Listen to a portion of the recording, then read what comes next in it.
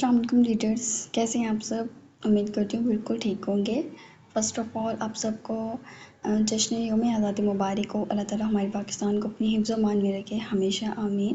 Secondly جو episode 2 دن میں یہ نہیں آئی، اس کی ریزن یہ تھی کہ رائٹر کی ماما کی طبیعت بہت زیادہ خراب تھی، کافی سیریس تھی، تو اس وجہ سے وہ ایپیسوڈ لکھ تو رہی تھی لیکن وہ اس کو ڈن کمپلیٹ نہیں کر پا رہی تھی۔ تو انشاءاللہ تعالیٰ کوشش ہے کہ آپ کو کل سرپرائز دے دیا جائے 2 ایپیسوڈس کے ساتھ، کوشش ہے، ٹھیک ہے؟ تو اور یہ بھی جسے کہتے ہیں انہوں نے بہت مشکل سے رائٹ کر دیا ہے، تو ہم اس کو اسٹارٹ اپ لیتے ہیں، ٹھیک ہے؟ کتابوں والے عشق تانیہ طاہر ناولس، قسط نمبر 32۔ سالم گھر میں داخل ہوا تو چوکیدار ایک دم اس کی سمت بڑھا۔ صاحب یہ آپ کو کیا ہوا ہے؟ وہ بولا تو سالم نے اسے چپ رہنے کے لیے کہا۔ در حقیقت وہ ایک ضروری میٹنگ کے لیے نکل گیا تھا اور وہاں سے واپسی کرنے لگا تو اس کی گاڑی کا ایکسیڈنٹ ہو گیا۔ ایک چھوٹے بچے کو بچانے کے چکر میں گاڑی کے نقصان کے ساتھ ساتھ اس کا سر بھی پھٹ گیا تھا اور بازو پر بھی کئی چوٹیں آئی تھیں۔ وہ خود ہی ہاسپٹل چلا گیا تھا۔ 1-2 لوگوں نے مدد بھی کر دی جبکہ اس بچے کے ماں باپ بھی کافی شرمندہ تھے، لیکن اس کا تو نقصان ہو چکا تھا، خون بھی ضائع ہو گیا تھا۔ بگڑا ہوا سا اس کا موڈ تھا تھوڑا۔ وہ چوکیدار کو روک کر وہاں سے اندر آیا تو یقیناً سی بات تھی کہ سب جا چکے تھے۔ لاؤنج میں خاموشی محسوس کر کے وہ اپنے کمرے کی سمت بڑھ گیا۔ اس نے دروازہ کھولا تو اس کی نیند کی شوقین بیوی سکون سے تکیوں کو سینے میں بھینچے سونے میں مصروف تھی۔ اس نے ذرا کھول کر دیکھا۔ عجیب لڑکی تھی۔ سنا تو اس نے یہ تھا کہ اگر شوہر گھر نہ آئے تو بیویاں پاگل سی ہونے لگتی ہیں۔ یہاں کوئی پاگل تو دور کی بات، ایک کال۔ اس نے سوچتے ہوئے اپنا موبائل نکالا تو اس کے نمبر پہ کئی کالز تھیں۔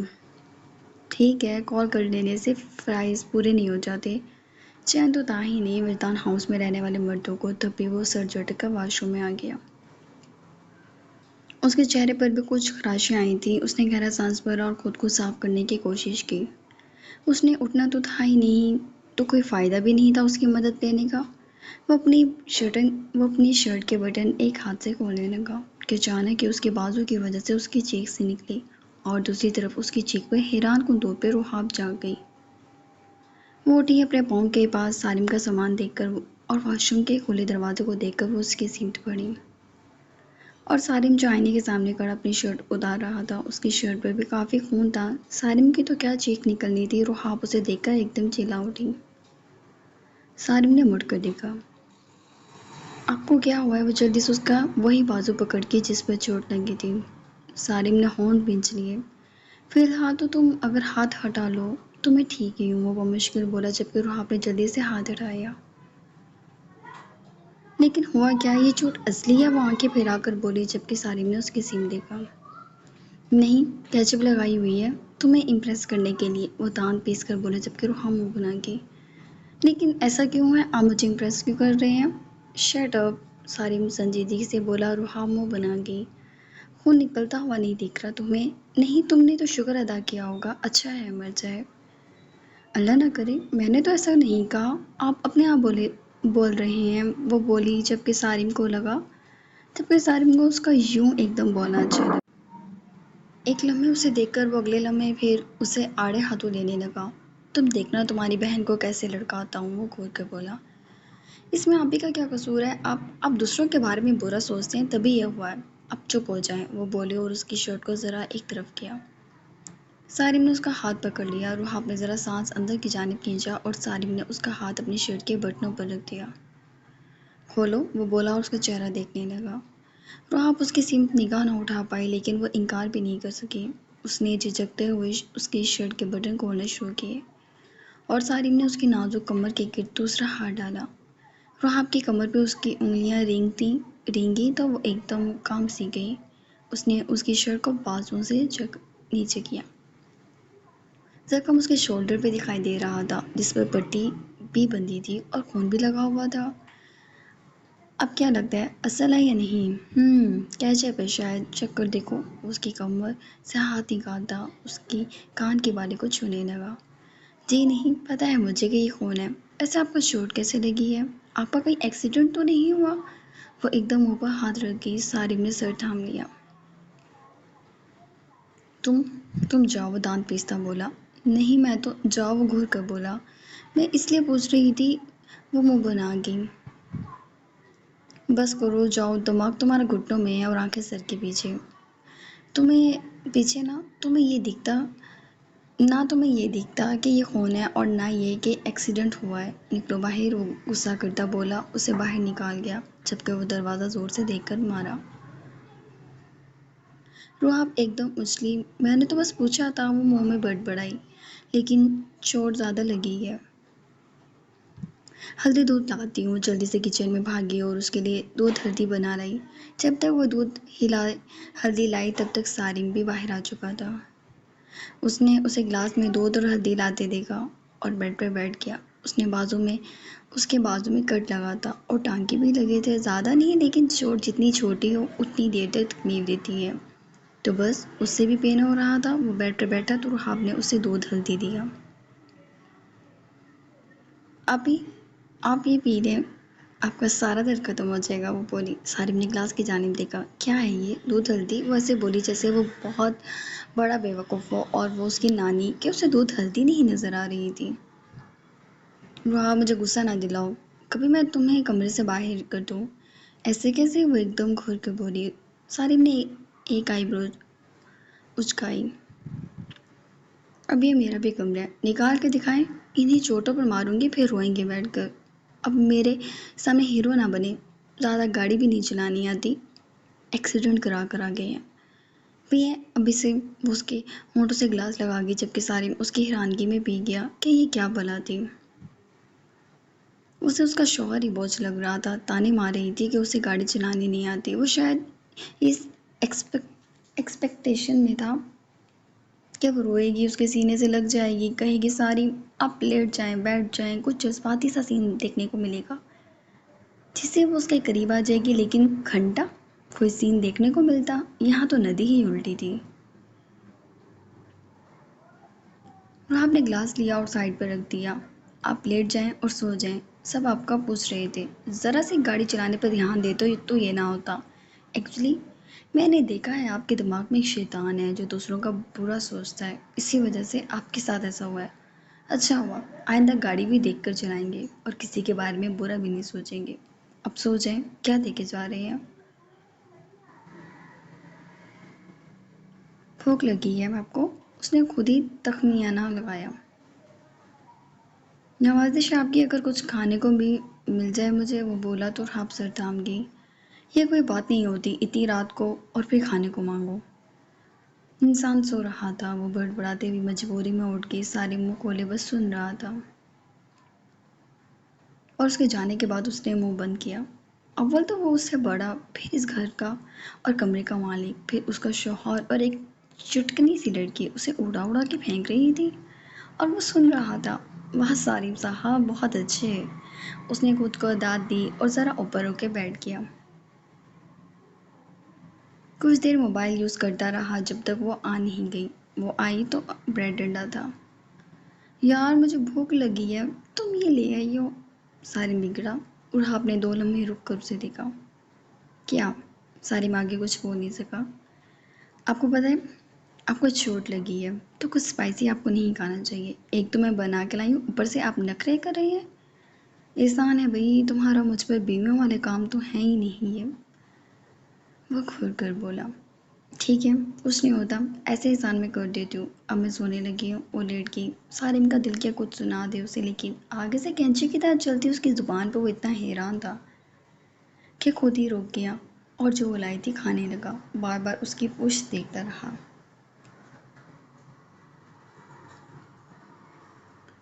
کھانا کھا کر وہ اپنی سائڈ کا لیمپ آف کر کے لیٹ گیا۔ اول تو چائے بھی چکا تھا، نیند کا نام و نشان بھی نہ تھا، پھر یہ سوتی ہوئی لڑکی کی بل کھاتی کمر اسے اپنی جانب کھینچ رہی تھی تو اس نے اسے خود سے قریب کرنے میں لمحہ بھی ضائع نہ کیا۔ وہ ایک دم بکلا کے آنکھیں کھول گئی۔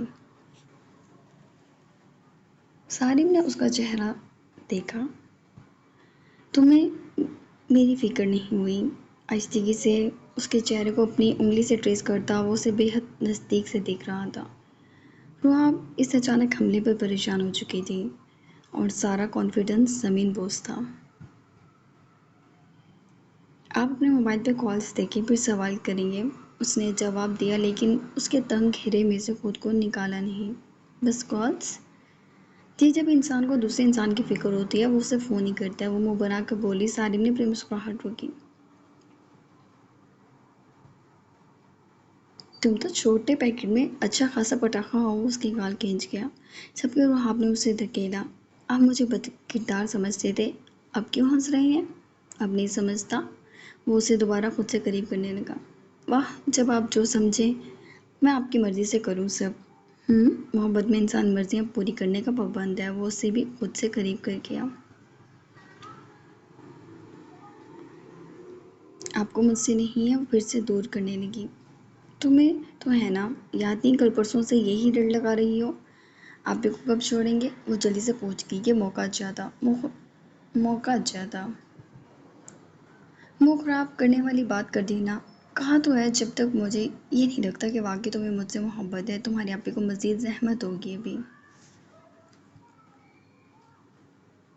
اب کتنے ظالم ہیں، وہ ناراضگی سے بولی۔ صرف بیڈ پر، وہ اس کے کان کے نزدیک بولا جبکہ رحاب کی آنکھیں پھیل گئیں اور وہ اسے دور کرتی کہ اس کی چوٹ پہ مکہ مارا کھینچ کر۔ سارم تو تلملایا۔ رحاب بھی اٹھ کے بیٹھ گئی۔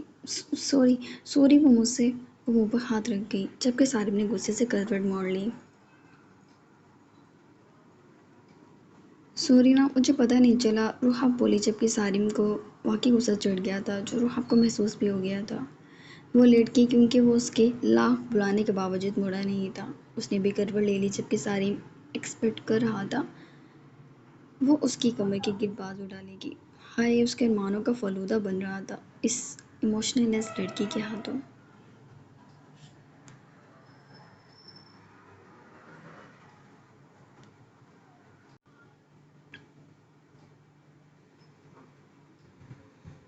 کس میں؟ چاند کے الفاظ سن کے اس کی آنکھیں کھل گئیں۔ ارزیل اس کے ہاتھ میں تھا۔ مالو کو لگا اس کا دماغ، دل بلکہ جسم کا ایک ایک عضو زور زور سے دھڑک اٹھا ہے۔ اسی ارد گرد سب گھومنے لگا۔ اٹھو جلدی، آؤ، کبھی یہ تمہاری اولاد سوئمنگ پول میں آخری سانسیں گن رہی ہو۔ نہیں، مالا جھٹکے سے اٹھی۔ جان مسکرایا۔ جن کی اولاد پھول میں، مالا کی جان اس میں۔ ویسے یہ نہیں ہونا چاہیے، تمہاری جان صرف میں ہوں، وہ بولا جبکہ مالا کے اوزان قطع کرنے کے لیے اس کی باتیں ہی کافی تھیں۔ وہ اٹھی۔ چاند خواب کی سی کیفیت میں یہ بھی بھول گیا کہ اس کی گود میں بچہ ہے۔ مالا ایک قدم بڑھ نہیں سکی تھی کہ چکرا کے زمین بوس ہو گئی۔ دھڑام سے وہ وہاں گری اور دوسری طرف وہ بچہ رونے لگا جبکہ جان مالا کو دیکھتا یا اس روتے بچے کو، اس نے مٹھیاں بھینچ لیں۔ تمہیں بخشوں گا نہیں مالا میں، دیکھتی جاؤ تم۔ وہ دانت پیس کر ارزیل کو دیکھنے لگا جس نے اس کے منہ پر ناخن مارنا شروع کر دیے۔ اوئے، کیا مسئلہ ہے بھائی؟ تجھے چپ ہو، وہ جھڑک کر بولا جبکہ ارزیل نے اتنا ہی گلا پھاڑا۔ تیری ماں کی؟ لیکن ماں تو زمین پہ پڑی تھی۔ اف، تمہیں کیا چاہیے؟ کیا مصیبت ہے مالا؟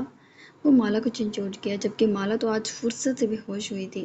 پیزا ڈیٹ نہیں، یہ تو عذاب ڈیٹ بن گئی تھی، اس میں بچے کی رونے کی آوازیں اور ایک بھاری بے ہوش لڑکی۔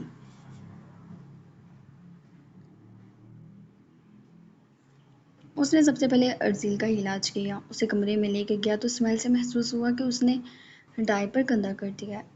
ہائے، متلی سی ہوئی ارزیل کو تو بستر پر پھینکا تھا اس نے۔ مالا اپنی جان بچانے کو مالا کے پاس فوراً آیا۔ جہان عالم جو بم سے بنا ڈرے وہ بچے سے ڈر چکا تھا۔ اٹھو یار، دیکھو تمہاری اولاد کو ہو کیا رہا ہے۔ لیکن مالا بالکل بے ہوش تھی۔ تمہاری جاناں لے لوں، نام بدل دینا میرا، وہ غصے سے پنکارا۔ سارا گھر یہ تو لڑکا سر پہ اٹھا لیتا، اور ارزیل کے پاس آ گیا۔ چپ ہو جا ورنہ میں یہیں سے پھینک دوں گا، وہ انگلی اٹھا کر بولا مگر ارزیل مجال ہے چپ ہو۔ کیا کروں؟ ہاں، بچوں کو چپ کرانے کے طریقے۔ اس نے یوٹیوب پر سرچ کیا تو اسے مختلف طریقے دیکھے جس میں لکھا تھا اسے مدر فیڈ کرائیں، اس کا ڈائپر چینج کریں، اسے لوری دیں، اسے اس کی ماں کو دیں۔ ماں تو سکون سے پڑی ہے باہر، جان تو چھوٹ گئی مجھ سے، جہاں نے دانت پیسے۔ آؤ چپ ہو جا میرے باپ، اس نے خالی فیڈر اس کے منہ میں دے دی۔ ارزیل 1 منٹ کے لیے چپ ہو گیا۔ Thank God, please save me, وہ جیسے رونے والا ہوا۔ صوفے پہ بیٹھے ابھی چند لمحے گزرے تھے کہ ارزیل پھر سے رونے لگا۔ وہ اسے گالیاں دیتا بھڑک کر اٹھا، اور بہت حد کوشش کے باوجود بھی جب وہ چپ نہ ہوا تو اسے اس کا ڈائپر کھولنا ہی پڑا۔ وہ بالکل رو دینے کو تھا خود بھی۔ اس نے مالا کا دوپٹہ اٹھا کے ناک پر باندھا، سیاہ سوٹ کی بازوؤں کونیوں تک چڑھائی اور طوائی کا ایک شاپر دکھائی دیا تھا جسے ہاتھ پہ پہن کے اس نے اس کا ڈائپر کھولا۔ ارزیل کا رونا کم کچھ ہو گیا تھا۔ اوئے بستر گندا ہو جائے گا، تم کروٹ لو یار، عجیب انسان ہے، اپنا گند مجھ سے صاف کروا رہے ہو، لنگڑا اپائت سالا۔ گالیاں نکالتے اس نے ڈائپر کمرے سے باہر اچھالا جو دیوار پہ جا کے چپک گیا۔ اس کی بلا سے پھر اس نے وائپس اٹھائے اور آنکھیں بند کر کے اس نے اسے صاف کیا تو عجیب وہمی سا دکھائی دے رہا تھا۔ وہ اس وقت جیسے کمرے کی یا اندر باہر کی گندگی سے فرق نہیں پڑتا، لیکن بچہ صاف ہونا چاہیے۔ صاف کر کے فوراً اس نے ہاتھ دھوئے رگڑ رگڑ کے اور منہ سے دوپٹہ ہٹایا۔ ارزیل آ کرتے اپنے ہاتھوں کو چونستے ہوئے اسے سکون سے دیکھ رہا تھا۔ بہت مزہ آ رہا ہے نا تجھے؟ واہ جیت کے نواب زادے، اب ادھر ہو، اور اللہ کی قسم اب تیری آواز آئی میں تجھے یہاں سے نیچے پھینک دوں گا۔ اس نے ارزیل کو دھکیلا اور خود تھک کر لیٹ گیا۔ ارزیل کچھ دیر تو سکون سے پاؤں ہاتھ جھلاتا رہا اور پھر رونے لگ گیا۔ جہان کا دل کیا اس کے ساتھ ساتھ وہ بھی روئے۔ چاہتا تو اس بچے کو یہیں چھوڑ کر چلا جاتا، لیکن اتنا بے غیرت نہیں تھا۔ تبھی اس کی ماں کو وہیں پڑا چھوڑ، وہ اسے چپ کرا رہا تھا کیونکہ بچوں کے رونے سے کوئی بیٹھ تھا اسے۔ اس نے دودھ بنانے کا طریقہ یوٹیوب پر دیکھا، سارا ڈبہ گرا کر اس نے اس کا فیڈر بنایا اور اس کے منہ میں ٹھونس دیا۔ پی اور اب آواز نہ نکلے۔ ارزیل کے ہاتھوں میں فیڈر آنا ہی نہیں تھا، تبھی جہان کو گود میں بٹھانا پڑا۔ اسے کچھ سوچنے کا وقت دیے بنا ارزیل نے اس پر سوسو کر دی۔ جہان کا منہ کھل گیا۔ اس نے گیلے لباس اور ارزیل کی کھلکھلاہٹ دیکھی اور پیچھے مڑ کر تکیے پر سارا غصہ نکالا مکے مار مار کر۔ اور اس طرح وہ رات ارزیل نے جہان کو خوب نچا دیا۔ شاید اسے تکنی کا ناچ کہتے ہیں، جس میں جہان نے فیصلہ کر لیا کہ وہ کبھی بچے نہیں کرے گا۔ بچے نہیں ہوتے، یہ شیطان ہوتے ہیں جو بخوبی جانتے ہیں ٹیز کرنے کے طریقے۔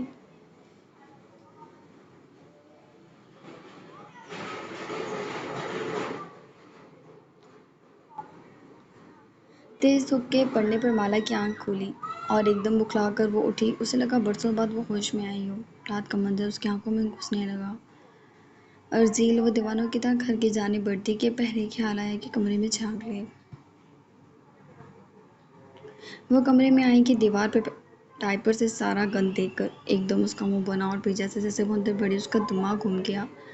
دودھ کا ڈبہ کمرے کے دروازے میں پڑا تھا، وائپس بیڈ کے پاس، دوائیاں زمین پہ پڑی تھی، فیڈر صوفے پر جسے کسی نے غصے سے پھینک دیا، کیٹل جس میں پانی گرم کیا جاتا ہے وہ بھی نیچے پڑی تھی اور پانی بھی گرا ہوا تھا، اور بیڈ کا منظر دیکھ کر وہ وہیں تھم گئی۔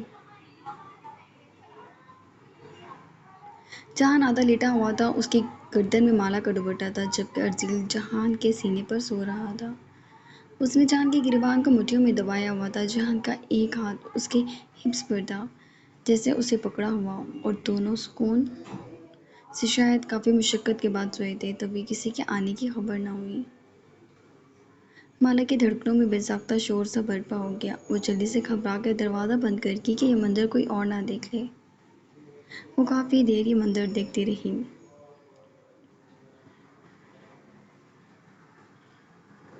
پتہ نہیں کیوں لگ رہا تھا جیسے مکمل منظر ہے۔ اس نے دروازے کو سختی سے پکڑ لیا۔ کیا وہ جہان کو اٹھائے؟ لیکن حالات ایسے نہیں لگتے کہ وہ اس وقت اٹھے گا تو اسے زندہ چھوڑے گا، اور ڈر کر کمرے سے ہی نکل گئی۔ اس نے دیوار کی طرف دیکھا اور منہ بنا کے سب سے پہلے وہی صاف کی۔ وقت گزر رہا تھا، مالا کی جان پہ بن رہی تھی۔ کیا کرے، کیا کہے؟ ارزیل کو اٹھائے، جہان کو اٹھائے، آخر کرے کیا، یا خود غائب ہو جائے؟ ابھی وہ باہر کھڑی اسی سوچ بچار میں تھی کہ سامنے سے اینا آتی دکھائی دی۔ خیریت ہے مالا، تم ٹھیک ہو؟ آئی نہیں؟ ہاں میں ٹھیک ہوں۔ مالا نے جلدی سے دروازے کی ناب پکڑ لی۔ اچھا، مجھے فکر ہوئی کہ ارزیل کی طبیعت تو ٹھیک ہے؟ ہاں ہاں بالکل ٹھیک ہے الحمدللہ، مالا پھیکا سمجھ کر آئی۔ اچھا چلو پھر میں عزیز کو لے جاتی ہوں، تم آ جاؤ، اذان بھی اٹھ گیا ہے نا۔ آپ تم میرا مطلب میں لے آتی ہوں، اس کو ابھی کپڑے چینج کرانے ہیں، وہ جلدی سے بولی۔ اچھا اچھا گھبرا کیوں رہی ہوں، اینا ہنسی۔ مالا سر جھکا گئی۔ آ جاؤ، وہ مسکرا کر بولی اور پلٹ گئی۔ مالا کا دھمسا نکل رہا تھا، اسے رونا آنے لگا، وہ آخر کرے کیا؟